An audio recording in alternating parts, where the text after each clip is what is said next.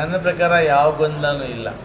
ಯಾಕಂದರೆ ನಮಗೆ MP ಚುನಾವಣೆಯಲ್ಲಿ ಕಾಂಗ್ರೆಸ್ ಯಾರು ಕೊಡುತ್ತೋ ಅವರೇ ಅಭ್ಯರ್ಥಿ. ಗೊಂದಲ ಮಾತೇ ಇಲ್ಲ. ನಾವೆಲ್ಲ ಪಕ್ಷಕ್ಕೆ ಕೆಲಸ ಮಾಡ್ತಕ್ಕಂಥವರು. ನಾವು ಯಾರ ಪರ ಅಂತ ಇಲ್ಲ, ಯಾವ ವಿರುದ್ಧವೂ ಇಲ್ಲ. ಕಾಂಗ್ರೆಸ್ ಹೈಕಮಾಂಡ್ ಸೋನಿಯಾ ಗಾಂಧಿ ಅವರು, ರಾಹುಲ್ ಗಾಂಧಿ ಅವರು, ಮಲ್ಲಿಕಾರ್ಜುನ ಖರ್ಗೆ ಅವರು, DK ಶಿವಕುಮಾರ್ ಅವರು, ಸಿದ್ದರಾಮಯ್ಯ ಅವರು ಯಾವ ಕ್ಯಾಂಡಿಡೇಟ್ ಕೊಟ್ಟರೆ ಅವ್ರಿಗೆ ಶತಾಯಗತಾಯ ಕೆಲಸ ಮಾಡಿ ಗೆಲ್ಲಿಸೋದು ಪ್ರಯತ್ನವನ್ನು ಮಾಡ್ತೇವೆ. ನೋಡಿ, ನಾನು ಯಾವ ಬಣದಲ್ಲೂ ಇಲ್ಲ. ನಾನು ಮೊದಲನೇ ಬೇಡಿಕೆ ಇಟ್ಟಿದ್ದು ಬಲಗೈ ಸಮುದಾಯಕ್ಕೆ ಅವಕಾಶ ಕೊಡಿ ಅಂತೇಳಿ ಒತ್ತಾಯ ಮಾಡಿದ್ದೀನಿ.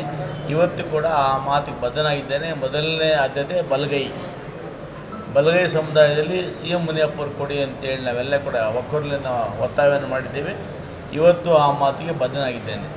ಅದನ್ನು ಹೊರತುಪಡಿಸು ಹೈಕಮಾಂಡ್ ಯಾವುದೇ ಒಂದು ಅಭ್ಯರ್ಥಿ ಕೊಟ್ಟರು ಕೂಡ ಕೆಲಸ ಮಾಡಿ ತಯಾರಾಗಿದ್ದೇನೆ.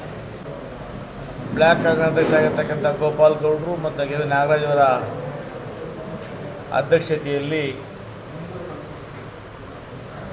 ಬಂಗಾರಪೇಟೆ ವಿಧಾನಸಭಾ ಕ್ಷೇತ್ರದ ಎಲ್ಲ ಮುಖಂಡರ ಸಭೆಯನ್ನು ಕರೆದಿದ್ದು, ಈ ಸಭೆಯಲ್ಲಿ ಕಾಂಗ್ರೆಸ್ ಹೈಕಮಾಂಡ್ ಯಾರಿಗೆ ಅಭ್ಯರ್ಥಿಯನ್ನಾಗಿದ್ದರು ಮಾಡಿದರೂ ಕೂಡ ನಾವೆಲ್ಲ ಸರ್ವಸಮ್ಮತದಿಂದ ಕೆಲಸ ಮಾಡ್ತೇವೆ.